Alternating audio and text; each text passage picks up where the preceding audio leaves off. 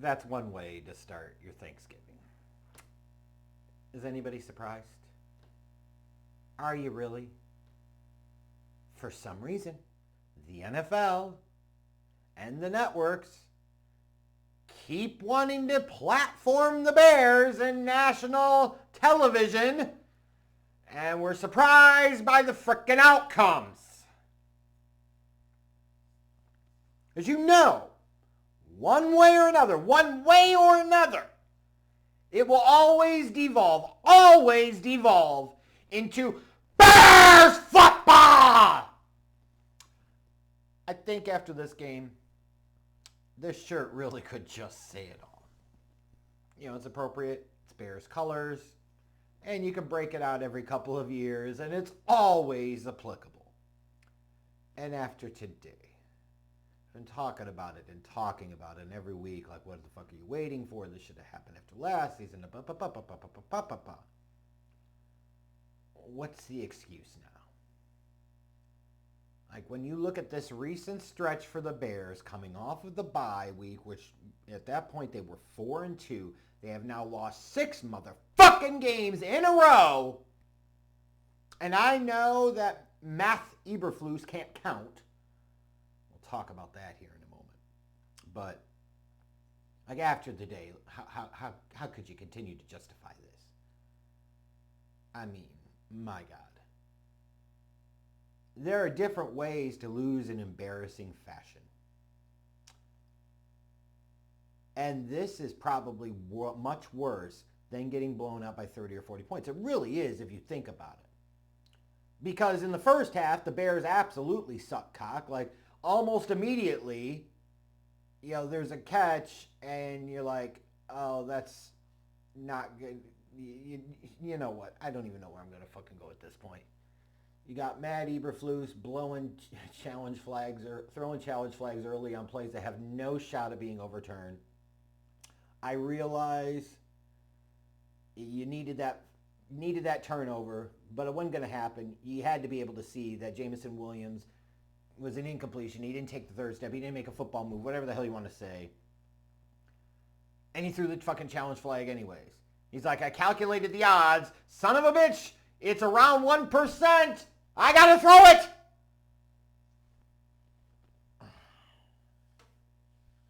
And this first half performance was just ungodly brutal.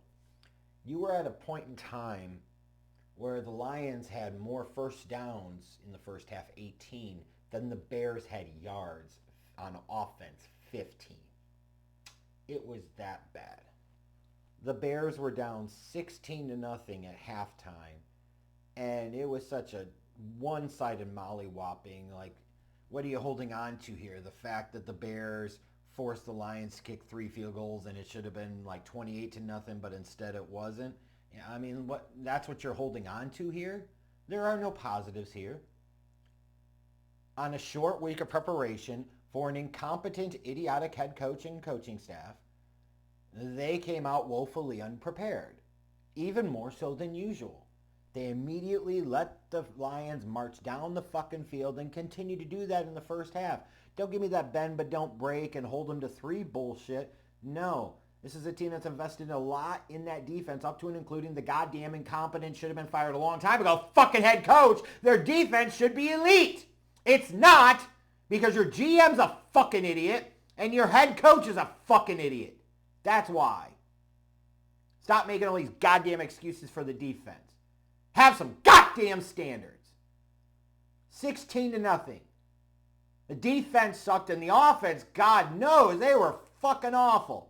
And like I was tweeting during the first half of the game, the drinking game, you've got so much of it, right? Tyreek Stevenson getting burned consistently. Every time the Lions targeted him, the guy was wide open. Drink. Bears going 3 and out on offense. Drink. Going 3 and out again on offense. Drink. Going 3 and out again on offense. Drink. 1st and 10. Have a dive. Drink. Drink, drink, drink, drink, drink. Matt Eberflus's defense, after having a few days to prepare, coming out and laying a fucking egg. Drink. Burning a challenge early on on a play where it was clear you weren't going to win. Drink, drinkity, drink, motherfucker. Like, it felt like, after the first half, that this was going to get even uglier. But then Matt Eberflus in his halftime interview said they're about to pop. What the fuck are you talking about? Well, apparently something did. It was on the offensive side of the ball. Like, to the offense's credit and to Caleb Williams' credit, like, they played differently in the second half. Like, Caleb had a big second half. 3 touchdown passes. Whereas in the first half, you could just see how striking the difference was in the trenches on both sides of the ball. How well the Lions were able to protect their quarterback and how inferior the Bears' pass rush was on the defensive line.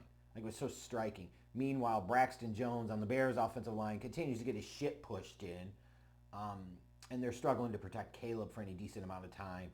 Like, the differences were striking. But yet in the second half, Keenan Allen makes some plays, couple of touchdowns, DJ Moore. And now you're getting to a place where it's in the fourth quarter and you're saying, holy shit, the Bears get a stop. They could actually get the ball back and have a chance to kick a field goal to tie it or potentially even score a touchdown. Oh, dare to dream and try to win this motherfucker on Thanksgiving. How about that? Not so fast. Nah. Matt Eberflus is the type of guy that when he was a kid in math class, instead of paying attention to the teacher, because God knows that would have actually benefited him in life, he was playing around on his calculator and he entered in 59009. So that way when he flipped the calculator over, it said boobs, and he thought that was great, and everybody in class gave him a little bit of a chuckle. But not because it was funny, but because they thought he was the boob. That's the type of guy this fucking idiot is. It's just... But there's other things here. Caleb eating a couple of really bad sacks in this game. Cole Kmet getting called not once but twice for offensive pass interference, and both times clearly obvious. You're going to have Bears fans whining in the fucking comments of this video, I'm sure, talking about, oh my God, that horse collar tackle call was bullshit perhaps. But on the first touchdown, they clearly missed holding on a right. Like, come on. This shit kind of balances out. The refs were pretty bad in general. That is not the reason the Bears lost this fucking game. Stop being Bears football meatheads and look at the bigger fucking picture and what actually cost you. And, here's the whole thing. When the Bears defense gets that stop and then there's the punt and it's down at the 1 yard line, you're like, oh my God.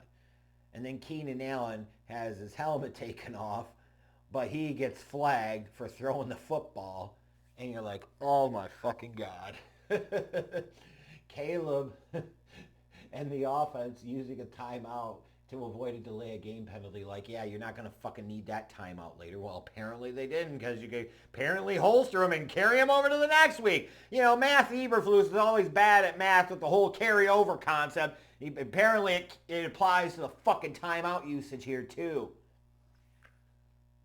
Burn a timeout or take a delay game penalty that'll move you back like a yard. Like, it's not fucking hard. But, again, to the offense's credit, they were moving down the field. And they had gotten to the point where they're at, like, the Lions' 25-yard line. And I'm sitting there thinking, you cannot play for the field goal here. You have to go for the touchdown. But then you get Cole Kmet on that second pass, offensive pass interference. Then Larry Borum fucking not blocking anybody. And then the creme de la crap of the Matt Eberflus era in Chicago. 35 seconds left, a timeout in your back pocket, and they don't get another fucking play off. Now, granted, rookie or not, Caleb Williams has to have better awareness of his game situation. You see this come into play sometimes with some of the sacks he eats that he shouldn't eat, but then you have to live with that sometimes because he also makes some tremendously big plays in key moments. This was another kind of like clutch situation where Caleb was really coming through until he didn't. Yeah, I'm going to place some of the blame here on Caleb. He's the fucking quarterback. You have to know to either rapido, get the fucking play called or burn your timeout. You got to do something. You can't let the clock run all the way down to where you're at your 40-something fucking yard line and now you're trying to make one last play. You can't do that. So yeah, Caleb absolutely has to eat that. As the starting quarterback, he has to have better game in situational awareness, time management skills. However, the biggest portion of the blame goes to the incompetent fucking egg-headed head coach, Matt Eberflus. Like, seriously, I wonder what Ryan Poles and the Bears brass saw when they interviewed this guy. He doesn't look like a leader. He doesn't talk like a leader. He doesn't act like a leader. He has absolutely no type of command presence whatsoever. His resume as a defensive coordinator in Indianapolis certainly wasn't sparkling. So what the fuck did they see? Like, he didn't even have the fucking beard. What did they fucking see? And by the way, that beard is fucking stupid too. How are you so fucking clueless in that moment in time? You're the goddamn head coach. Take fucking control of the situation. Call the timeout. While that would be sucky, yes, because now you have no timeouts with like 20-something seconds left, at least you're giving yourself a chance and you could rally and like call a couple of plays and be prepared. God forbid you want to fucking do that. But lo and behold, yet again, the Bears find a way to snatch defeat from the jaws of victory. Whether it's the Hail Maryland against the Commanders, it's the fucking blocked field goal against the Packers, it's the forcing overtime against Minnesota, only for Caleb to eat the bad sack, and then the defense just immediately allows the Vikings get into field goal range to win it. And now you've got this. When you've got Nance and Romo on commentary screaming like, hurry up, you got to do something. Like, how does a fucking head coach that's getting paid millions of dollars to do his goddamn job fail to do his goddamn job in that situation?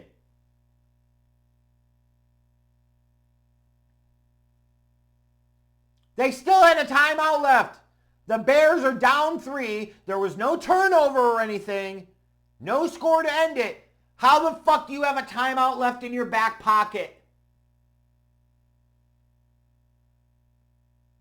You know, it goes beyond how can you let Eberflus coach this team anymore. The same question has to apply to Ryan Poles. How can you allow him to be the general manager anymore? He's the one that hired this idiot. He's the one that built this underperforming roster. He did. If Eberflus has got to go, and believe me, he absolutely fucking does. He should have after last season. Poles should go too because he's the fucking idiot that decided to bring him back. Sometimes certain mistakes and certain decisions are so egregious and so terrible that they have to take you down. It's not always the quantity of mistakes, it's the quality, the depth of the mistakes. And now I would typically look to a competent team president and say, after seeing this and seeing how things have transpired this year and seeing the flashes you see from Caleb Williams that he could be the guy, you have to take action and you have to set the table for the future. And you can't let this lackluster leadership bring him down. I would look to that competent team president to do the right thing and fire both the general manager and the head coach. Not even give the general manager the opportunity. You're fucking out the door too. Unfortunately, the Bears have Kevin fucking Warren, who's too busy botching the next fucking stadium deal. You've got a fucking team owner, or the owner's nepotistic kid, who herself was a nepotistic kid. You've got George McCaskey probably sitting there fantasizing about goddamn pumpkin pie and cranberry sauce and smashing Go-Gurt today. Hey, yuck, gosh. Oh, we almost got him there. Another close loss in the division, man. That Eberfuel is flowing through the organization. We're real close by, golly. Yuck. To the fucking crypt keeper, Virginia. Is it too late for her to abort George? I'm just asking. Yeah, I know it is. But you certainly can't look at Kevin Warren to bring any fucking competence. Look at how he's mismanaging the fucking stadium deal. This whole thing is a fucking dumpster fire. Fire every fucking buddy. They found a new way to fuck this up. And how embarrassing for the whole country to see this on full display. Everybody asking like, and pointing out like, this is coaching malpractice. This is one of the stupidest things I've ever seen. And it's not recency bias or hyperbole. It's fucking fact! Fire everyone and do it now! You're going to really force everybody to suffer through 5 more weeks of Bears football just because you don't want to break your historical precedent is fucking stupidity! How are the Bears going to fuck up next week? That's what I want to know.